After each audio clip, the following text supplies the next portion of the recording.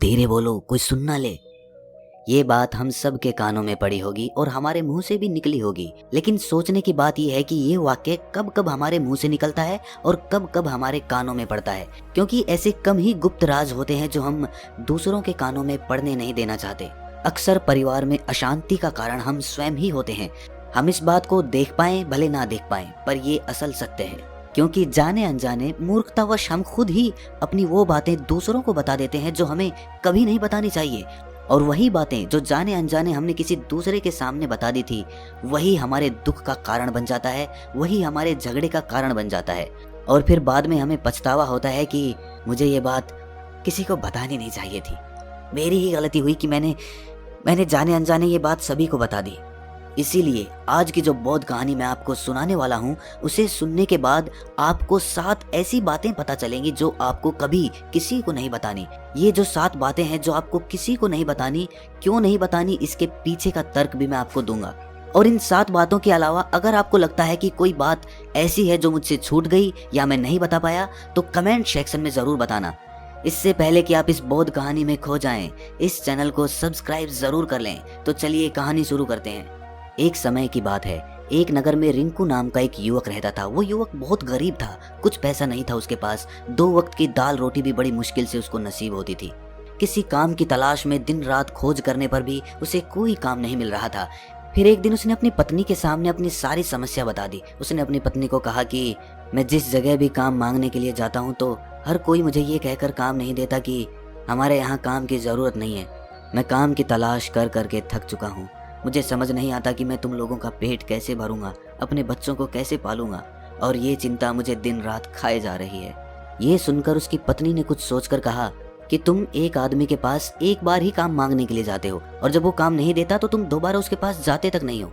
अगर तुम्हें उनसे काम लेना है तो तुम्हें हमदर्दी जतानी होगी, तुम्हें उनसे हमदर्दी हासिल करनी होगी, अपनी गरीबी दिखानी होगी, ताकि वो लोग तुम्हारी मजबूरी समझकर तुम्हें काम पर रख लें। इसीलिए शर्म मत करो, उन्हें अपनी मजबूरी बताओ, अपनी गरीबी बताओ, और इसी उपाय से तुम काम पा सकते हो। ये बात रिंकू के मस्तिष्क में बैठ गई और अगले दिन काम मांगने के लिए वो उसी सेठ के पास जा पहुंचा जहां पर वो पिछले दिन काम मांगने के लिए गया था।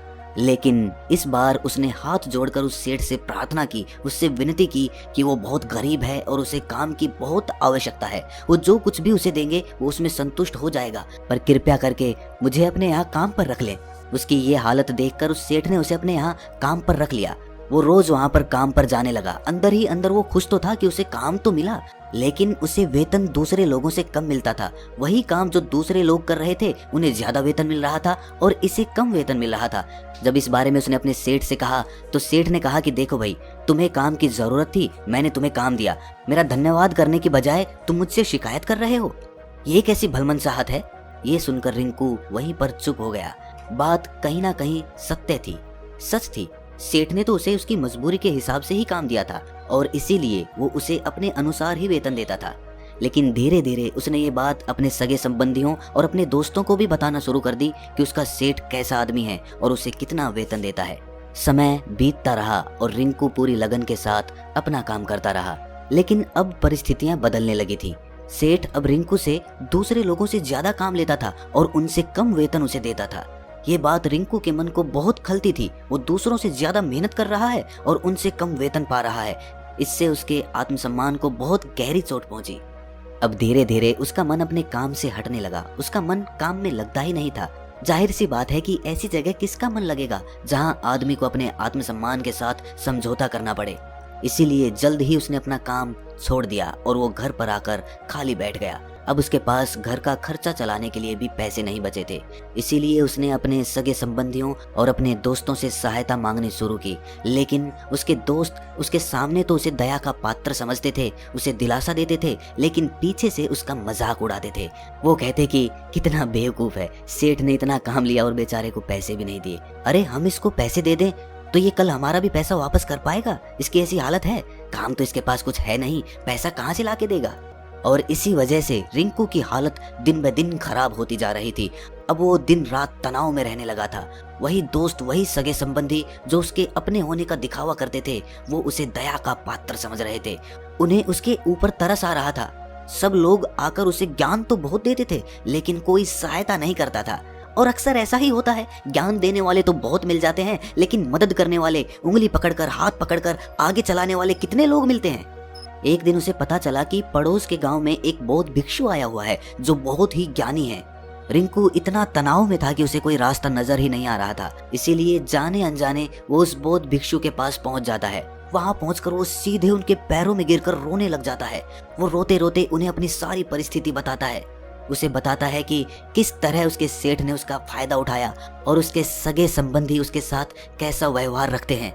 सारी बातें सुनकर बौद्ध भिक्षु ने उसे चुप कराते हुए कहा कि भंते, ये सारी समस्याएं तुम्हारी बुद्धिहीनता, तुम्हारी मूर्खता के कारण उत्पन्न हुई है। अगर तुम्हारे अंदर विवेक होता तो इनमें से एक भी समस्या तुम्हारे चित्त को दुखी नहीं कर सकती थी, लेकिन तुमने अपने अविवेक के कारण, अपनी मूर्खता के कारण खुद ही अपने रास्ते में कांटे बिछा दिए। आज मैं तुम्हें 7 बातें बता रहा हूँ जो भूलकर भी किसी को मत बताना, और इन बातों का अनुसरण करते हुए तुम बाहर से मिलने वाले दुखों को तो दूर कर ही सकते हो जो बेवजह दुनिया की वजह से तुम्हारे अंदर पनपते हैं। पहली बात जो किसी को नहीं बतानी चाहिए वो है अपनी मजबूरी।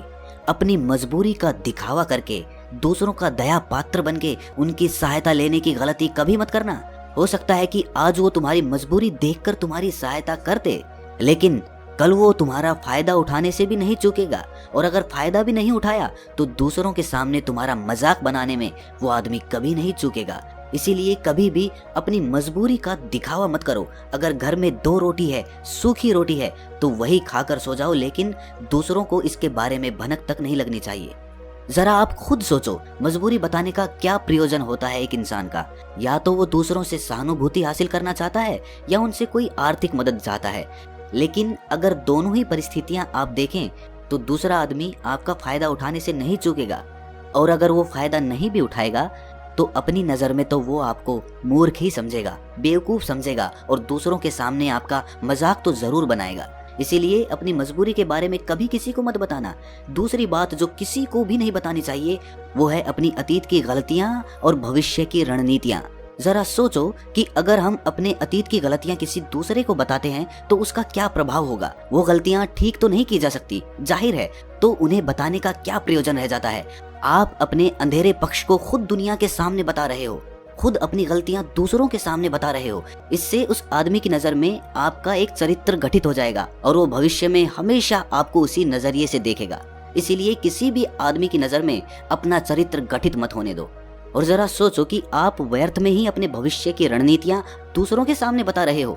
जो लोग आपके काम का हिस्सा ही नहीं हैं, उनके सामने अपनी भविष्य की रणनीतियां, अपनी डींगे हाँकने का क्या फायदा? वो लोग आपकी सहायता तो नहीं करेंगे, लेकिन आपकी भविष्य की रणनीतियों में बाधा जरूर बन सकते हैं। आप खुद अपने विवेक का इस्तेमाल करिए और सोचिए कि आपके साथ भी ऐसा हुआ है कि आपने अपनी भविष्य की रणनीति किसी को बताई हो और वो कामयाब ही ना हुई हो। जरूर हुआ होगा, जरा गौर से सोचिए। तीसरी बात जो किसी को नहीं बतानी चाहिए वो है अपने घर की बातें। जो भी हमारे घर के अंदर आपस में बातचीत होती है, हमारे माँ बाप के साथ, हमारी पत्नी के साथ, हमारे बच्चों के साथ, वो बातें परिवार तक ही सीमित रहनी चाहिए। अगर आप इन बातों का दूसरों के सामने ढिंढोरा पीटते हो तो दूसरों को आपके घर में घुसने का एक मौका मिल जाता है और वो इसका फायदा उठाने से कभी नहीं चूकेंगे। वो आपके परिवार के सदस्यों को आपसे दूर लेकर जाने की कोशिश करेंगे। अक्सर ऐसा होता है, हम समाज में देखते हैं कि हम अपने घर के झगड़ों को कम करने के लिए उन झगड़ों को अपने पड़ोसियों और दूसरे सगे संबंधियों को बता देते हैं, लेकिन इससे आपको सहायता कभी नहीं मिली होगी, बल्कि आपके घर के लड़ाई झगड़े और ज्यादा बढ़ गए होंगे, और वो जाहिर है वो बढ़ेंगे। अगर आप अपने माँ बाप की बात दूसरों को बताएंगे तो आपके माँ बाप को बुरा लगेगा ही कि हमारा बेटा हमसे बताए बगैर दूसरों को ये बातें बता रहा है। इसीलिए अपने घर की बातें और अपने घर के लड़ाई झगड़े किसी के सामने मत बताना। अगली बात जो मैं आपको बताने जा रहा हूँ, जो किसी को नहीं बतानी चाहिए, वो सुनने पर बहुत अजीब लग सकती है, लेकिन उसका सत्य भी मैं आपको एक तर्क के माध्यम से दूंगा। मैं कहता हूँ कि अपनी आमदनी किसी को मत बताना। अब अपनी आमदनी ना बताने के पीछे क्या प्रयोजन हो सकता है? जरा सोचिए कि आप अपनी आमदनी अपने दोस्तों को बता देते हैं, तो जब आपके दोस्तों को जरूरत पड़ेगी तो वो सिर्फ आपको ही याद करेंगे, क्योंकि उनको पता है कि अगर आपकी आमदनी ज्यादा अच्छी है तो आप ही उनकी मदद कर सकते हैं, और इसीलिए ज्यादा लोग आपसे सहायता मांगेंगे। और जब आप उनकी सहायता नहीं करेंगे तो वो सोचेंगे कि इस आदमी के पास पैसे हैं, मेरी सहायता कर सकता है, लेकिन ये सहायता कर नहीं रहा है, और इसीलिए आपकी आमदनी आप दोनों दोस्तों के बीच एक झगड़े का कारण हो सकती है। कम आमदनी होगी तो लोग मजाक उड़ाएंगे और ज्यादा होगी तो सहायता मांगेंगे। तो अपनी आमदनी बताने का कोई प्रयोजन नहीं है। अगली बात जो मैं आपको बताने वाला हूँ उसे अपनी गांठ बांध लेना और किसी को ये बात मत बताना, अपनी कमजोरियां और अपनी ताकत। अक्सर इंसान को पता नहीं होता है कि उसकी कमजोरी या उसकी ताकत क्या है, लेकिन अगर आपको अपनी कमजोरी और अपनी ताकत पता है तो पहली बात तो आप बहुत ही बुद्धिमान आदमी हैं, और दूसरी बात कि आपको ये बातें किसी से साझा नहीं करनी है, क्योंकि अगर आपकी कमजोरियां दूसरों को पता चल गई तो वो आपकी कमजोरियों का फायदा उठाएंगे, और अगर आपकी ताकत पता चल गई तो वही ताकत आपकी कमजोरी बन जाएगी, क्योंकि वो ताकत दूसरे आदमी को पता है और वो ताकत की काट भी ढूंढ ही लेगा। अपनी कमजोरी और अपनी ताकत अपनी पत्नी या अपने पति को भी नहीं बतानी चाहिए, क्योंकि इसके बाद आपको घर में उनसे हमेशा दब के रहना पड़ेगा। अगली बात जो किसी को नहीं बतानी चाहिए वो है अपने मित्र और अपने शत्रु। आप अपने मित्रों के बारे में अगर दूसरे लोगों को बताएंगे तो वो आपके मित्रों के साथ अपनी घनिष्ठता बनाकर आपको धोखा दिलवा सकते हैं, आपके गहरे मित्रों को आपसे दूर करने का प्रयास कर सकते हैं।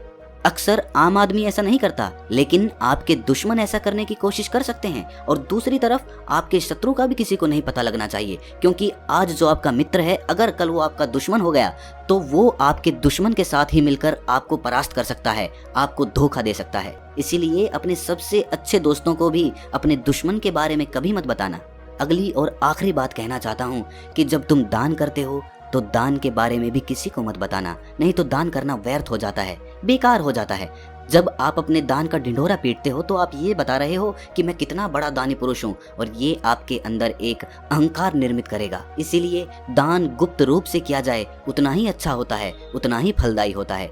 जब आपका बायां हाथ दान कर रहा हो तो दाएं हाथ को भी ना पता चले कि बायां हाथ दान कर रहा है। ये 7 बातें जो बौद्ध भिक्षु ने रिंकू को बताई, इनमें संसार के सभी सिद्धांत छिपे हुए हैं। इन बातों का अनुसरण करते हुए आप अपने घर में सुख शांति बना सकते हैं और घर के झगड़े हमेशा के लिए दूर कर सकते हैं। आप इन बातों के बारे में अपने विवेक से भी सोचेंगे तो आपको ये बातें सच मालूम पड़ेंगी, और हमारा कहानी सुनाने का मकसद यही है कि आपका विवेक जागृत हो, आप खुद उन बातों के बारे में सोचें जो हम आपको बता रहे हैं, और अगर हम गलत हैं तो आप कमेंट सेक्शन में वो बात जरूर बताएं जिस पर हम गलत हैं, और इनके अलावा भी अगर आप कुछ जानते हैं तो उन बातों को भी कमेंट सेक्शन में जरूर डालें। तो दोस्तों, कैसी लगी आपको ये कहानी कमेंट सेक्शन में जरूर बताना, और अच्छी लगी तो इस चैनल को सब्सक्राइब जरूर कर लेना। तो मिलते हैं अगली कहानी में, तब तक के लिए अपना ख्याल रखें।